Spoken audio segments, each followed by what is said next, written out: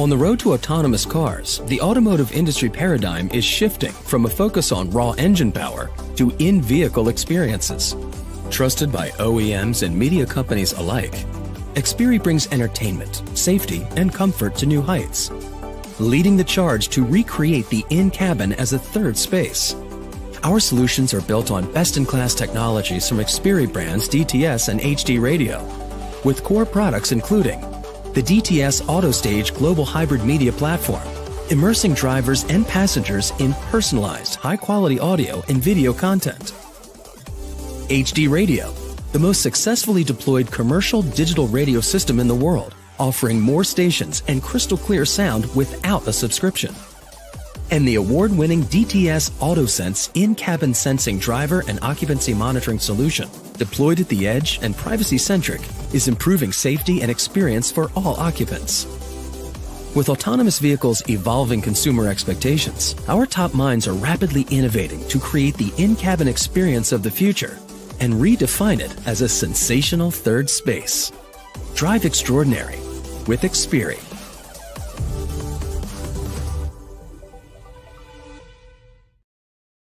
And thank you for joining us on day 4 of Radio Week. Wherever you are in the world, it's lovely to have you with us.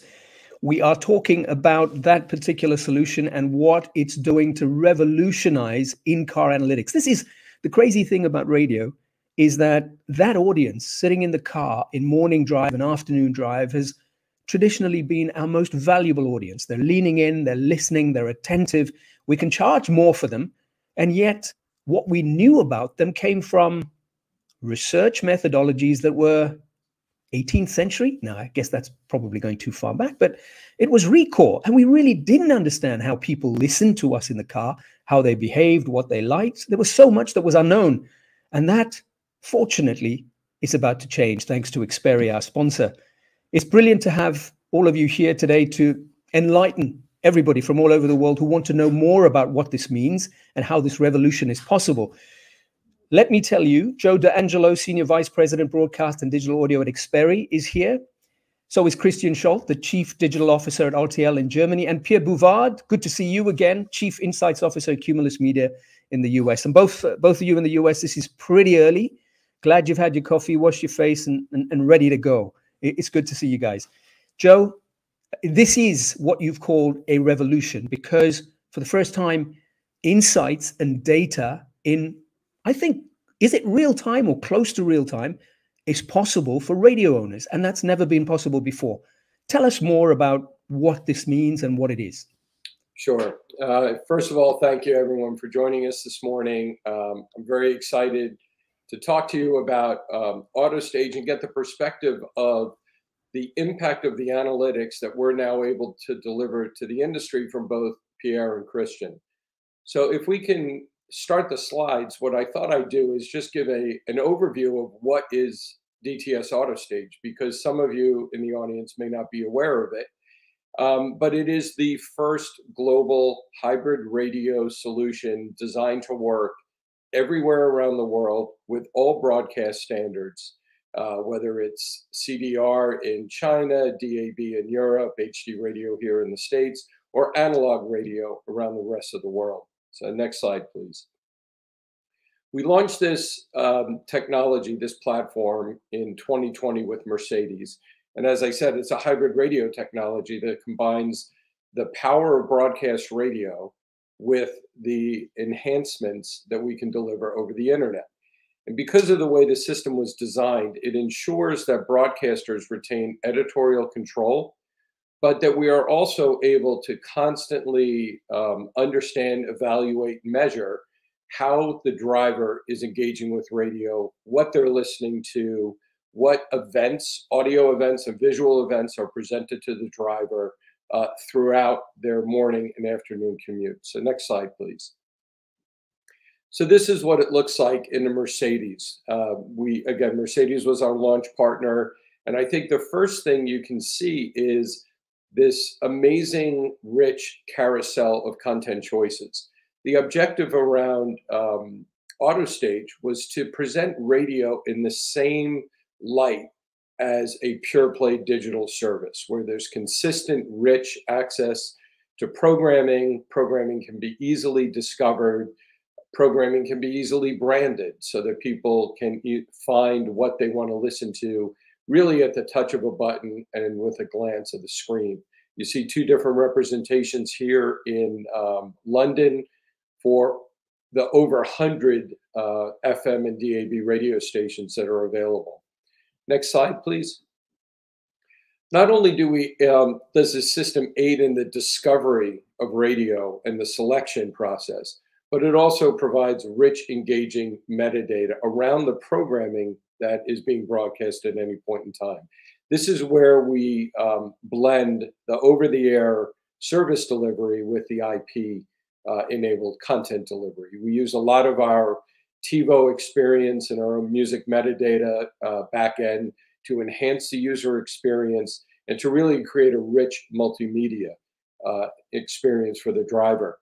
One of the things we're most proud of is we are also connecting the audience with content in a very different way that radio never has been able to do before, not only with visuals and rich metadata around the artist, but now also song lyrics.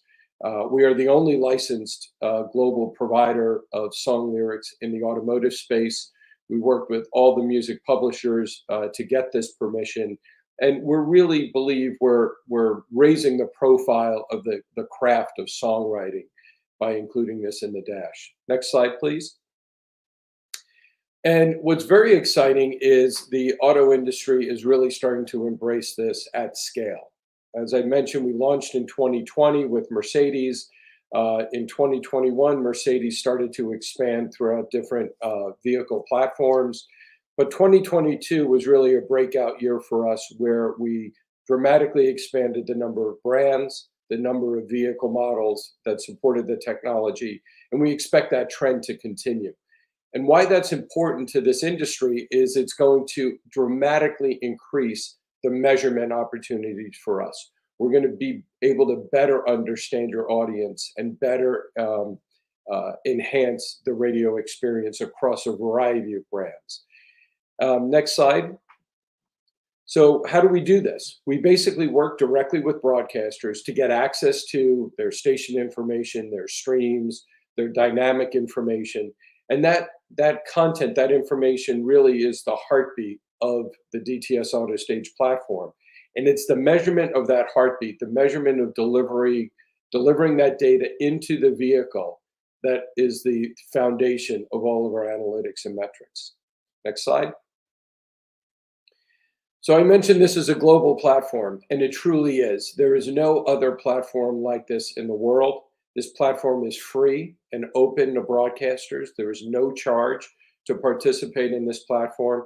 And as you can see from this slide here, we have vehicles literally around the world in about 147 countries connecting to our service every time the radio is turned on.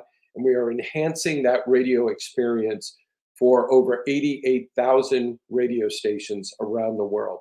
This is truly revolutionary, and again, provides the foundational context for the analytics. You can see in Germany, our highest density market, the most users, not surprisingly, are in Germany. And in the last 12 months, we've delivered over 600 million discrete pieces of information to vehicles in Germany as they're listening to radio. It's really, as Pierre said back in October in New York, this is big data for broadcast radio. Next slide. So we'll start to get into this now in the conversation, but I wanted to show you briefly what this looks like for a radio group. In this case, SWR, one of our partners in Germany, you can see, we can not only know where all their audience is listening, but also give them an indication of the scale of listening to each of their stations. And not only their stations, but also their transmitter sites. So if you look down this list, you see multiple entries for SWR3, their most popular radio format, that's distributed over a number of DAB multiplexes and FM transmitters. We're able to tell them basically where their audience is. Next slide, please. We're also able to show exactly how much audience is listening to each of their radio stations, and then provide them a representation of their overall share of listening in the marketplace. Next slide, please. And this is one of my favorites, where Pierre has allowed us to share one of his stations in Syracuse, New York, where you can actually see a heat map of where the audience is throughout the day. In this case, this is a snapshot of the entire day of the audience for this Syracuse radio station, but you can see there's a slider across the bottom where you can actually look by day part. And what you're seeing here is our broadcaster dashboard. This platform will be launched at Radio Days Europe in March. And again, it's free and available to every broadcaster around the world that integrates with us. Next slide. And to participate, it's actually very simple. We need 3 pieces of information from broadcasters. We need your static information, the stream URL to allow people to listen outside of the coverage area for your broadcast signal, and then the live data. Again, that live data is the heartbeat. That is how we measure the engagement with the audience.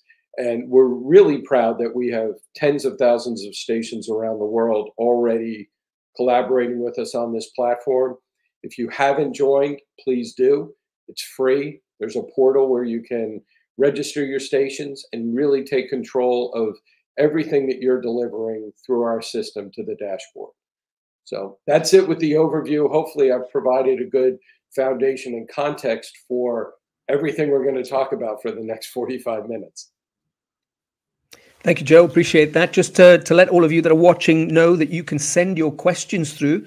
Well, I'm going to ask a couple of them, but I'm not going to get all of them that you're interested in. So feel free to use the platforms, whichever you're watching from, whether you're watching on the RedTech.pro site, whether you're watching on LinkedIn, wherever you are, send your questions through. We'll flash them on screen and send them through to our experts, the expert panel, who'll be able to answer them. Then I want to get on to first the trivial.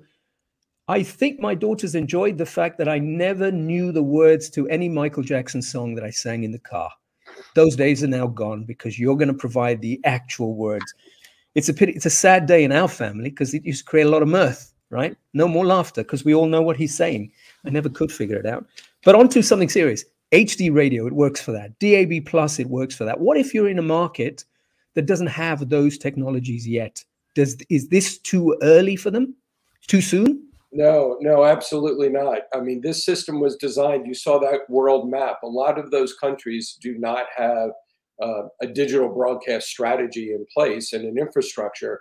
And we work with analog AM and analog FM radio stations. If the broadcaster shares information with us about what they're playing, we are able to enhance that with our own TiVo music metadata, or take content that they may be producing for, say, their web presence and deliver that into the dashboard. So it's absolutely not dependent on a digital infrastructure. It works a little better, but it is not dependent at all. And what about the screen in the car? I mean, there has to be some level of sophistication. Yeah, absolutely. And we are seeing screens are really becoming standard. I mean, it goes all the way back to in the US when they mandated backup cameras. You started to see screens come in as a matter of course. I think it'd be hard pressed to really find a vehicle for sale, at least in the US or Europe, that did not have some sort of visual display capabilities. Yeah, it's changing everywhere. Absolutely. Let me get on to you, Pierre. How does this change the game for someone like you that goes out and sees marketers and advertising agencies and so on? You used to have a particular conversation 5 years ago, 10 years ago, 2 weeks ago, well, before this was introduced. Is the conversation different now when you go in and see the biggest advertising agencies in Madison Avenue? Well, I think this is, really revolutionary for radio. Television has had set-top data, smart TV data, but because 2/3 of all radio listening occurs away from home, the radio industry has never had any kind of big sources of tuning data outside of the home. So this is why this is really revolutionary. In the US, 85% of Americans are reached by in-car radio in a week. 45% of all listening occurs in car. So what this does right away is inspire confidence with advertisers and agencies, meaning that there is, large amounts of data available on tuning. And I think down the line, the opportunity for attribution will present itself, meaning to be able to say, here are the vehicles that were exposed to this ad. Here are the vehicles that were not. How many visited this retail location? So the opportunity for attribution and proving that radio can drive retail traffic, I think is very exciting for agencies and advertisers. I want to take up that that sort of heat map, if that's the right terminology. So forgive me for using the wrong terminology here. But that heat map that you showed of your station in Syracuse, that gives you an idea where a reasonable number, I don't know how many, of your audience tends to drive, commute, move around, which means that anything in that map area, retailers there, businesses there, service providers there, are all suddenly opportunities that maybe weren't considered before. Is that what this sort of leads to in a sort of practical way? Yeah. So if you think about it, one of the most popular targeting dimensions is location. I want to email people that live near a retailer location. I want ads to be delivered to people near a retail location. And what we've had in radio historically is zip code data, meaning this is the home of the person. Here is the tuning and the radio stations that are most listened to around that person. But only 1/3 of listening occurs at home. And so we've never had the opportunity to say, let me show you where my listeners go during the week. So the ability to sit with a retailer and say, here are your locations in my market.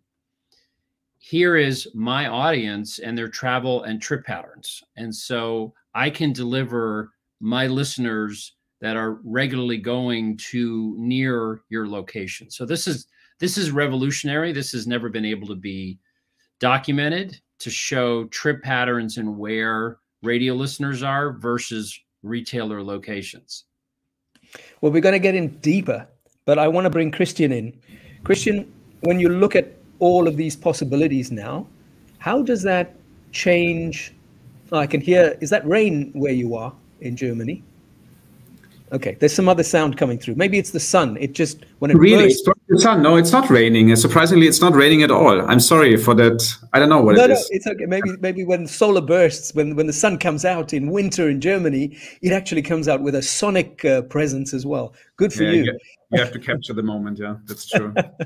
So Christian, what does this mean for programmers? When you look at all that is possible for strategists and programmers beyond just sales, because I'm going to go back to Pierre and we're going to get deeper into the sales conversation. What does this mean when you think about content? Yeah, I mean, first of all, just from a personal point of view, I find this heat map fascinating because I spent my vacation in that area last year, and maybe I'm part of that heat map. So maybe I'm one of the dots. Yeah, I mean, it opens a complete new room. A radio listening in the car accounts for, depending on the market, between 20 and 50%, in some markets even more, of the overall listening. And it used to be a blind spot for programming because you just knew, maybe with hindsight, that people were listening, but you had no clue when exactly and where.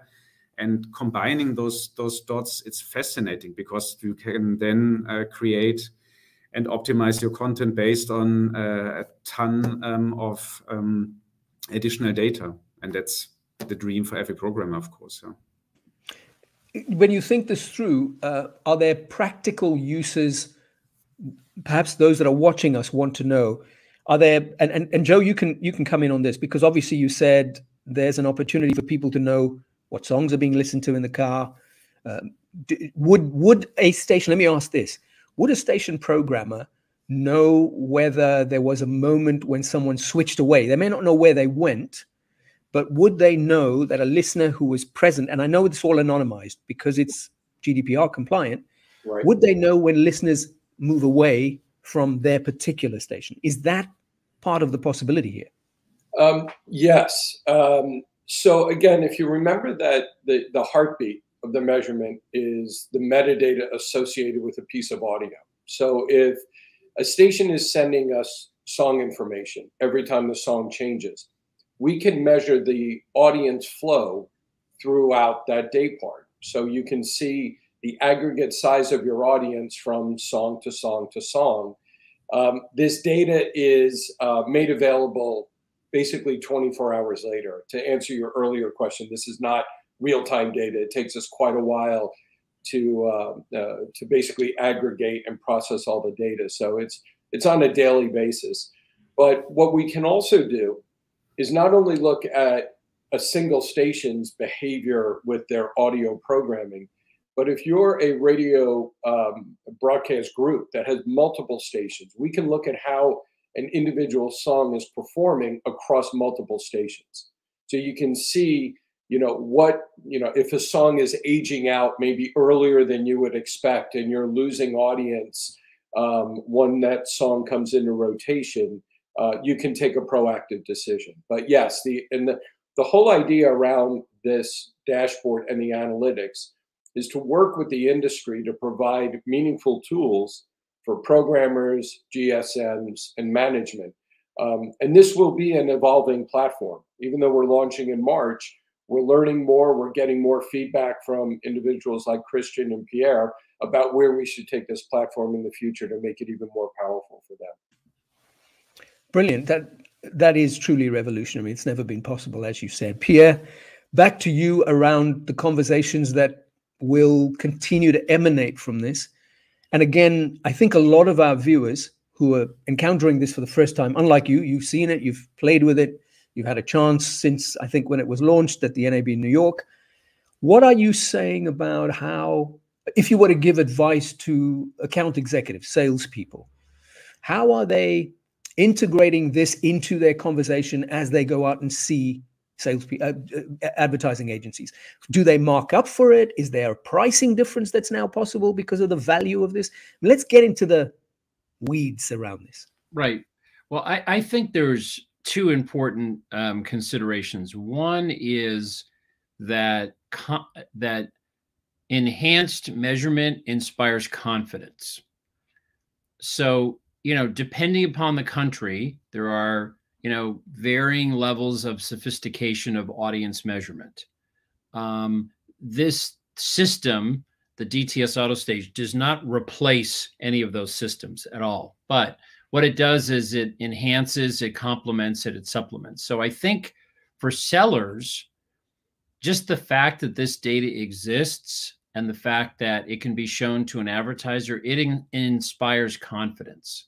It's one thing to say, oh, people listen to radio in the car, but to be able to say, by the way, these connected cars are monitoring, minute by minute tuning, and we know we have data on what's happening in the car. Well, that inspires confidence because I'm used to knowing that, Facebook is kind of measuring what's happening in different digital media platforms. So the fact that we are now measured in electronic fashion in the car without having to show anybody any data, that definitely inspires confidence.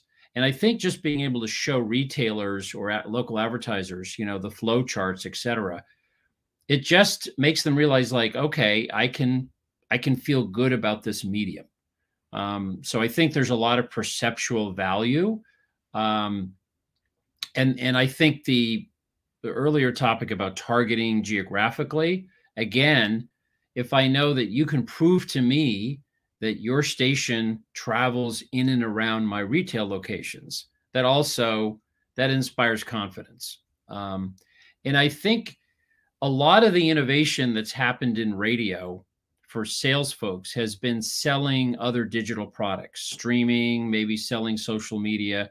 What's exciting about this is innovation to our core business, to our actual, over-the-air broadcast, the fact that we can measure this. The other thing that I think is interesting is that it focuses attention on what's happening in the dashboard.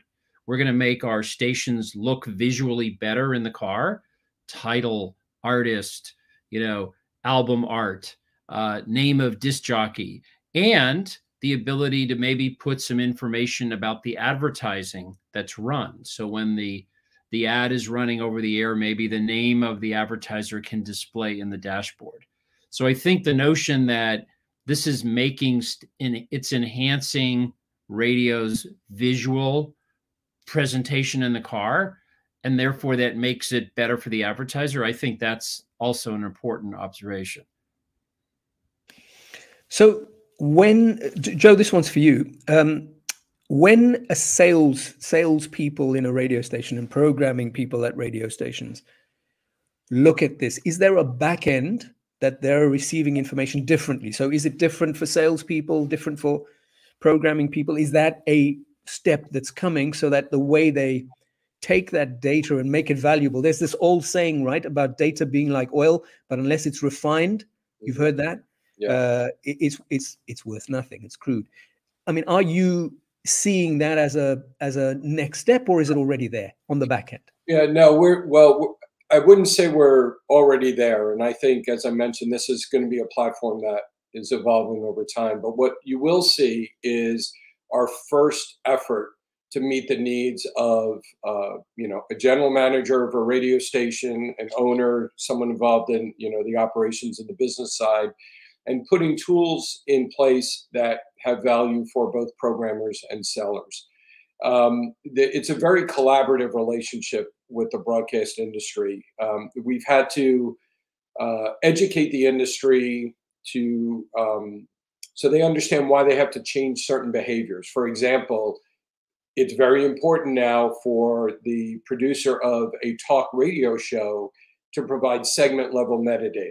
So as they move from topic to topic, they don't have necessarily the same heartbeat that a music station would have. So if they create that content, create those descriptions around the radio station, then we can tell them more about their audience. And what you'll see in March, I believe, is a very solid phase one, right? We're going to give very meaningful information. And we've already seen it. When we put it in front of broadcasters, there are 1,000 questions, and there's a wish list a mile long. Can I get this? Can I get that?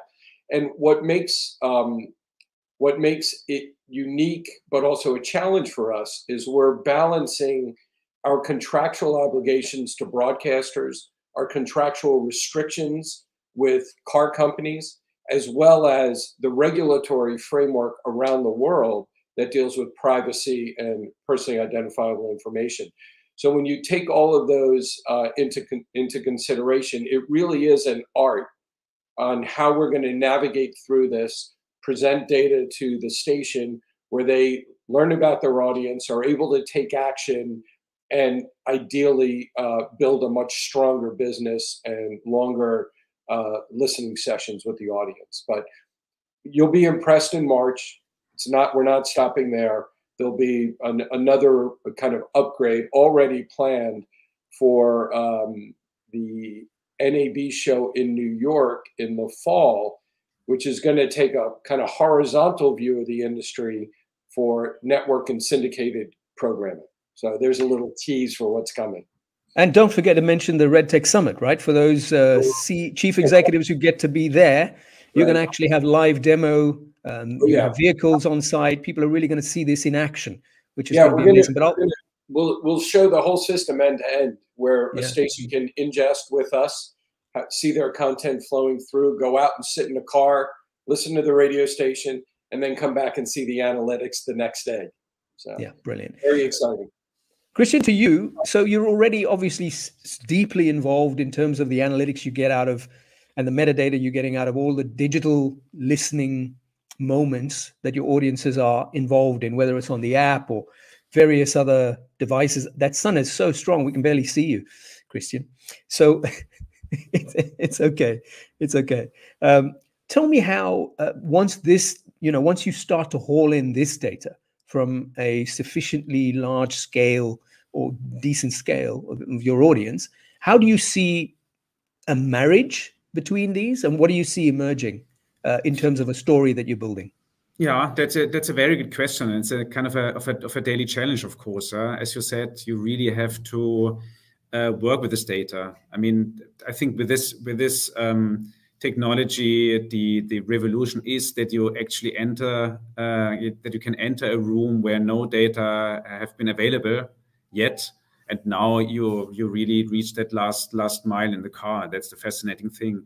But then it's about normalizing data in terms of getting ready for use, especially in the content department, but also for other people involved. What we usually do is that we try to identify certain KPIs. I mean, quite a traditional approach, but sometimes the sheer volume of data is just too much to really work with it. So we would focus on certain KPIs and then would look at it also not in real time, but usually a bit delayed. So we'd aggregate either a week or sometimes even on a monthly basis. And then we incorporate the data in content development, also in product development. A lot of it is also valuable input for the further development of our digital products, especially geodata, especially everything that is related to use cases. And this is a live proof of all of our use cases. And then we incorporate into the typical work structure. But it's a challenge, because there are really granular data available, and to make this useful is often to dense it a bit and to really focus on KPIs. Joe, back to you. There are some markets where big radio operators are also significant purveyors of purveyors. I wonder if that's the right word. Nevertheless, they do a lot of podcasting simultaneously. Now, when they're sitting with your technology in the car, will they, during the drive times, be able to see analytics related to both their FM and if someone switches over to their on-demand stream or whatever they're doing on demand? I mean, how does that work? So AutoStage was named AutoStage intentionally because the idea is that we are presenting a platform for a variety of media formats in the car. First and foremost is broadcast radio. What we have done, though, is designed the presentation layer, the user experience, to enable the driver to stay in the radio environment, get access to additional content and programming offered by a broadcaster without having to leave that radio experience and go to, say, an app, go to CarPlay or go somewhere else to get that alternative content. So the way we enable this with broadcasters is they, in general, will create a unique link for whatever the on-demand content is, whether it's a catch-up programming or podcasts, that we will present to the driver during that listening experience. And the driver can simply select that, much like they would tune to a radio station, have that audio experience, and the broadcaster would know, because of that unique URL, that that was delivered to the vehicle, it's exclusive to the in-car experience, and it originated from a broadcast radio engagement with DTS AutoStage. That make sense? Yeah, it does. And if it doesn't, obviously, those of you that are watching, you want to ask the question and say that again, Joe, or I don't understand this. Feel free to send your questions through. We'll obviously flash them on screen, and the experts are here to talk about it. Now, while this is sponsored by Xperi, it's not an advertorial. So in other words, we're allowed to ask hard questions and throw in some curveballs, right? I just want to add something, but not a hard question. You want to throw in a curveball? Good for you. But the opposite, yeah. I mean, really the level of data and the depth of data that is available to stations is outstanding. Because what the broadcasters usually complain about is that they don't get enough data from distribution partners, and it's a constant battle and a constant, I wouldn't call it a war, but it's really a hard fight to get significant data. And this is what radio stations can get from AutoStage. That's really, I mean, you have to put this into perspective. It's very unusual to get this set of data. Yeah, and I think what's really driving that is we fundamentally have a different business model. Yeah. A lot of platforms that are in the business of delivering media are doing it so that they can measure and monetize the audience at their discretion, right? We're seeing that around the world with a variety of platforms. We fundamentally don't do that. We look for partnerships with radio stations to deliver this content and solve a design and a service challenge for the auto industry. Radio is fragmented around the world. You have really robust DAB+ stations. You have very, quite frankly, old analog radio stations that may not even have an RDS encoder. And so you have this variability of radio stations around the world that impact the end user experience in the dashboard. And what our system has done in collaboration with the broadcasters is normalize that user experience around the world. And what that means for a car manufacturer is they can design one radio, they can ship it around the world, and they can be confident in a common, reliable user experience for radio everywhere. And that has huge value to the car industry. So before I throw the curveball, I want you to think about this, Pierre, and then I'm going to go back to Joe. Can you imagine objections when you take this out to advertisers? And what would those be? And then I also want you to think about how you'd get around those objections. I mean, there might be people who say, well, hang on a second, this is not data at scale. I get data at scale from Facebook. I get data at scale from Meta, Facebook, Google. Right. This is small fry. I mean, it's a possible objection. You can say that you're happy to speak about it now, or think about it, and I go to Joe. Yeah, we've thought about this. Look, there's a lot of lessons to be learned from the cable industry. When cable began 10 years ago to mine tuning data from the set-top box and from smart TVs, there were some legitimate advertiser objections. One of them was, well, the type of cable system can skew the audience profile. So for example, a fancy TV set, that kind of the data that you're going to get is going to be skewed to rich people. Mercedes has an upscale profile. So we are coming into this with eyes wide open, and we're saying, look, the connected car is not representative of everyone in a particular country. Okay, they're newer cars, they're nicer cars, so they're going to have a profile. But we're going to admit that and say we recognize that this is not representative. That's why you have audience measurement. That's why in Germany you have the MA, or you have Nielsen or whatever that has a very representative panel. So that's one of the issues is this representative? And over time, I think it will be, because when you take Hyundai, Kia, Genesis, and Mercedes, and then a major EV manufacturer, over time, it's going to start to get representative. Another issue that TV deals with is anybody in the room? So you have all this beautiful data. How do I know somebody's sitting in the room? And well, studies have been done, and that says that 20 to 30% of the time, your TV ad is playing to an empty room. So you kind of have to know that going in. But here's the fantastic thing about a car. There is no car going 60 miles an hour down the highway without somebody in that car. So automatically we know that we're not going to have this issue of the empty room syndrome. Anytime you see data, there's people in that car. So that'll be, I think it's going to be really the sample representation that'll be the biggest issue. But I think the argument is, look, audience measurement today comes out how many times a year in your country? Twice, 3, 4. You know, this is going to come out weekly, monthly. So the frequency of data, the large sample size, I think overcomes objections about sample representation. Good answer. You didn't even need to pause around that. Well done. Joe, so here's another one.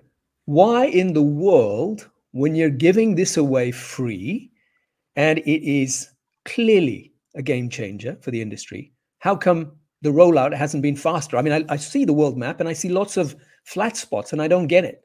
Because, you know, if I was still running a radio station in South Africa, for example, where I was, I would be saying, hey, I want this. I'm in. Yeah, yeah. I think it's probably a couple things. It's awareness of the platform. You know, we're still a relatively small team trying to get the word out about what the capabilities are, how to get involved. And then there's, you know, the persistent chicken and egg thing, where, you know, you ask a broadcaster to do something, but we don't necessarily have the install base of vehicles to make it a high priority. You know, if you think about what broadcasters are, how they're being pulled for, you know, smart speakers, apps, websites, smart TVs, there's a lot of demands on broadcasters to innovate and to make their content available on a variety of platforms. So I think we're at a point right now, and I was very encouraged. Like when Pierre and I spoke in New York back in October, we still only had Daimler, Mercedes launched. Since that time, we've launched with a large domestic EV manufacturer in the US on a global basis, and all of the Hyundai Kia brands. What's interesting about that is they were not traditional factory installations of new technology. The way those car manufacturers deployed this system was with over-the-air updates, basically vehicles that were in the field that were manufactured going back as early as 2016 can be upgraded, and in some cases were automatically upgraded with this new technology. So we went from a relatively small global install base to multiple millions of vehicles literally in 60 days. In one night, we upgraded over 200,000 vehicles around the world. So to get back to broadcasters, I think the time is now, right? We have the install base, the vehicles are around the world, the data platform is coming in March, so you're going to get immediate return on your technical investment of working with us. So that is really why we are doing events like this, doing the RedTech Summit. We'll be at Radio Days Europe, is to really get the word out and make sure the industry understands what tools are available to them at no cost. So if you're providing this service, as you've said, free of charge and so on, obviously there's a question. And the question is, there's something in it for you. What's in it for you? How does Xperi make this? What's the business model? Yeah, absolutely. So right now we license access to the API to car manufacturers. It's a very similar model to our HD radio business, where we license, in that case, intellectual property and software to the car companies. And that's resulted in over 100 million cars deployed just in the US. We're now looking at this service, as I mentioned before, it really solves a design and receiver production challenge for the industry, allows them to build one radio, have massive economies of scale, and deploy that radio anywhere in the world. So it's a very good value exchange. We get paid a little bit of money from the car manufacturer for each car, and then that car is able to access our system for the life of that vehicle. So it's a very good business model for us, for the broadcasters, and for the car companies. Absolutely. Christian, so when you think about, I mean, one of the things Joe said earlier is he's relying on people like you and Pierre to start poking holes and saying, what about this? Can we do this? He also talked about the long list every time they present this. What's on your long list? What do you want to see happen as we look 2-3 years out with this technology? What are you looking for? Yeah, that's always a hard question. Yeah, what we mostly are interested in is learning what set of people uses certain contents. So the combination of a certain characteristics of an audience or a segmentation of the audience and the used content. And then to be able to change that combination is the let's say most desired form of data we would like to get. And at this point, we get a more anonymous listener, but with more and more granular data about the usage and the listening. But he would like to know more about the people behind the dashboard, and not necessarily about the specific person. So we don't need to know that it's this man or this woman, but more segmented data about this person is let's say, the long-term goal.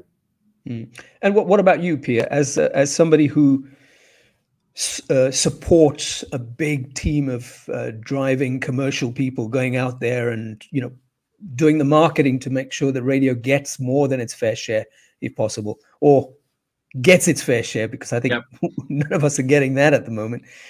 What do you see? What's on your wish list? So which Joe will deliver by Christmas, right? Because he's got the beard and everything. Yeah.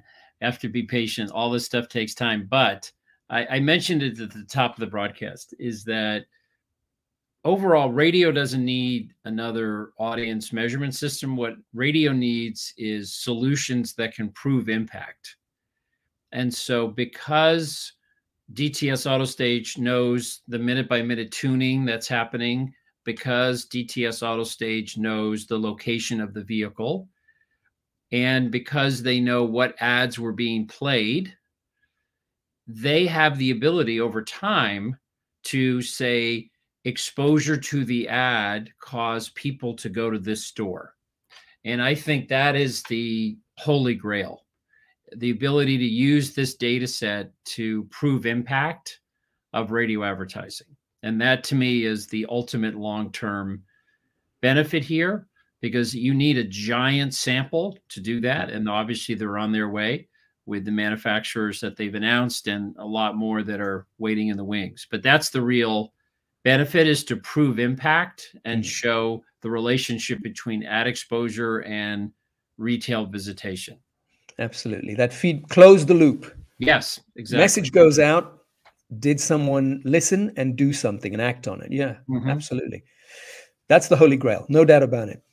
Joe, looking forward. I was remembering that companies like Waze and others that are already on our screens are monetizing in interesting ways. I get in my car, I say I want to go to a particular place, and I constantly get flashes up of places to go to, a restaurant. The KFC's around the corner, 300 meters turn left. Sometimes it's quite irritating, actually, because I'm not interested in the KFC at the time, so it's not particularly smart. Is that sort of deployment something that becomes possible with this technology, perhaps smarter than the way it's currently being done by others?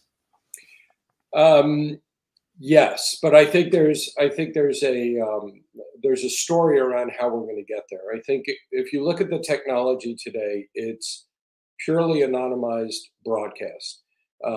Companies like Q Interactive are helping with the production and distribution of those enhanced ads that you're describing, which really are the foundation of any kind of opportunity. So I encourage people to look into that company if they're looking to enhance their advertising. What you described, though, with the individual understanding, or the understanding of the individual, will require a certain level of permission and opting in that we don't currently have deployed. We're moving in that direction primarily to support radio and audio recommendations. So much like on your Netflix or even Spotify, because they understand so much about you, they're able to curate and offer up recommendations for media for you to consume. We're moving in that direction as well. As you know, we merged with TiVo about 18 months ago. They have tremendous institutional knowledge around how to make that happen. And we're deploying that now around audio in the car. So working with our automotive partners, we're dealing with all of the infrastructure and identity systems that are required to enable that. That's kind of the carrot. You know, you're going to share with us more information about your listening habits in exchange for a more curated, meaningful audio experience in the car. Once we get all those foundational components in place and the permission and consent from the driver, then we can start to look at this advertising model that you described with Waze. I think as a user of Waze, if you ever read the terms and conditions, you might be horrified, but you know, you have made that value exchange decision. They're going to know where I am every step of the day so that they can tell me what's the fastest route to get from point A to point B. We're looking at the same kind of value exchange. We're not there yet. We expect to be there in the next 12 to 18 months. And does this mean, when we look at where you're taking this through the technology and how rich FM becomes, how beautifully it renders on a screen, why is there ever going to be the need for an FM tuner? I mean, Pierre, what's the need for an FM tuner? Is there any need for it? Well, look, you know, you still need to go from one station to the other. I mean, I think the cool thing about the carousel view that DTS AutoStage has is you're kind of like swiping across the screen, and you know, so look, there's still a lot of older vehicles out there that need that tuner. But I think this notion of recommendation, I think, is very exciting, because in many countries there are HD additional stations that are kind of the in-between stations, and this will make those stations more prominent. And, you know, we know from audience data that people spend like 60% of their time with their favorite station, about 20 or 30% of the time with their second favorite station, and then it drops off pretty quickly. So the actual number of stations people listen to is pretty small. So I think what this will do is give recommendations and suggestions that might open up, you know, more radio listening. And the other thing that is like a down the line thing that Joe has talked about is on-demand content. So if you think about listening to your favorite station, you get in the car, you get in the morning and want to know latest news, latest traffic, weather report, etc. There is going to be an opportunity with DTS AutoStage to have, when you get to that station, to hit an on-demand button and hear instantly the latest weather forecast, the latest traffic report, of course, sponsored and brought to you by, and the latest newscast. And we are in a world where on-demand content is becoming the norm, thanks to Netflix and others. So I think this will allow broadcasters new revenue opportunities to offer these sponsored, you know, on-demand content. And potentially all of it voice activated as well, I would think. But go ahead. Yeah, I just want to emphasize something about your question, the need for a tuner. You cannot underestimate the power of the economics of broadcast, the immediacy of broadcast, and probably most importantly, the reliability of broadcast. You know, while the IP networks are evolving and we're using them for all kinds of services and media right now, broadcast is a global platform. And you know, as you go from country to country, even cross a border in Europe, you're going to see the reliability of the cellular infrastructure is going to be dramatically different. And in some cases, even the economics for the user are going to be dramatically different. So, you know, I get this question all the time. You know, when is the tuner coming out of the car? Certainly, I don't believe it's coming out of my lifetime. And we do have the benefit of working with car companies on their product roadmaps 5, 7, 10 years into the future. I think there's a robust future for broadcast radio in the car. Will it change? You know, what's going to happen to AM? How fast is everyone going to transition to DAB only or HD radio all digital? Those questions are being asked, but it's very rare that we get asked by a car company, when can I take the tuner out of the car? So I wouldn't worry about broadcast right now, but I would challenge everyone to continue to innovate Take advantage of AutoStage, because what that will ensure is that the audience still engages with radio, that radio is a competitive, multimedia rich user experience, like what the users are becoming accustomed to with pure play digital platforms. Yeah, and just a data point that I think is important in this country, Edison is kind of the leading audio measurement company, and they have a study called share of ear. And they do it in a bunch of countries. If you look at in-car, AM/FM, broadcast AM/FM share of all audio, everything going on in the car is a 60 share. And the next thing underneath is in single digits. So AM/FM is the dominant audio platform in the car. But if you then ask the Edison data, well, show me ad-supported shares. Show me listening in the car to anything that takes an ad. So that would be an audio streaming service that's ad-supported, podcasting, maybe a satellite service that takes advertising. AM/FM share of ad-supported radio audio in the car is an 89 share.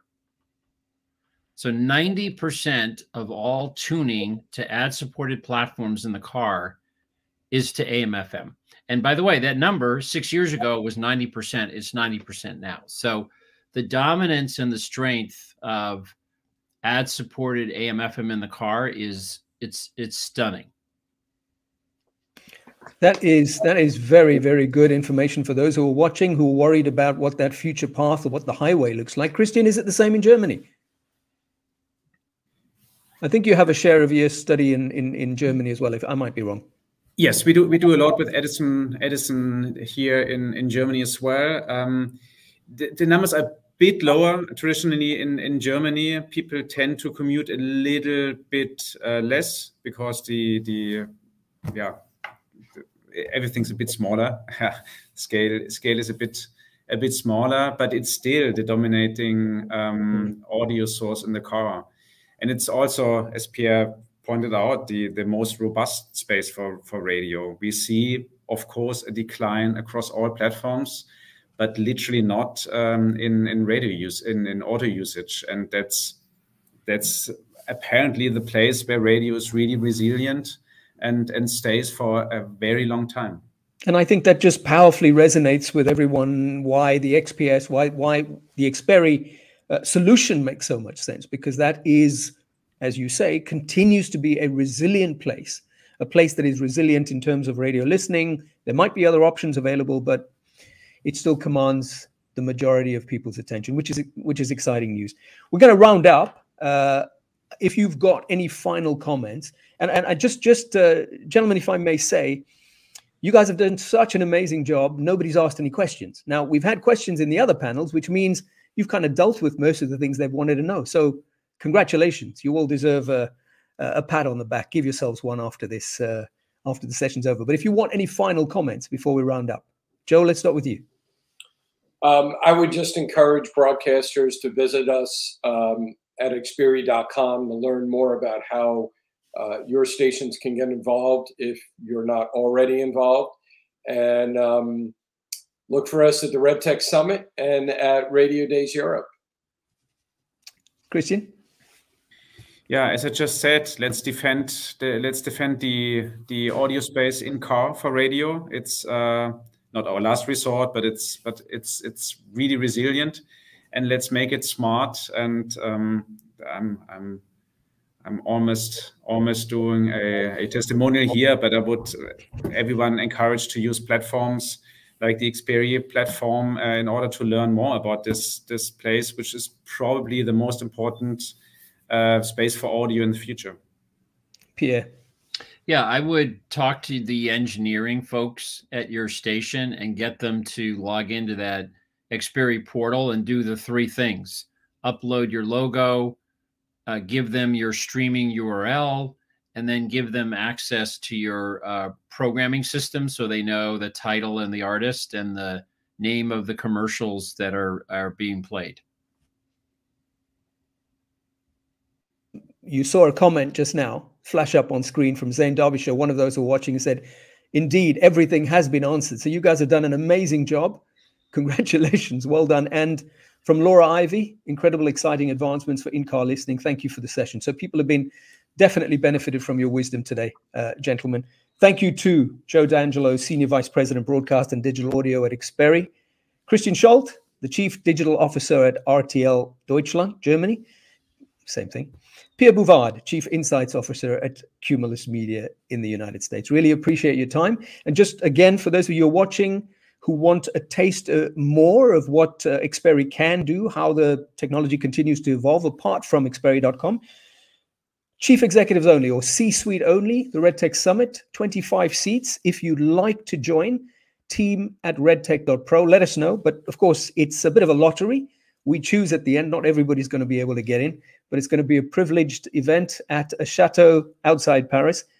Send us why we should have you there if you'd like to be there. Xperi are certainly there. Many others are there. Pierre may join. He's got this look on his face that says, I want to be there, but whether he can, I don't know. But thank you so much for your time, everyone, and have a lovely afternoon. Thank you, Xperi, for this brilliant session. Thank you, everyone.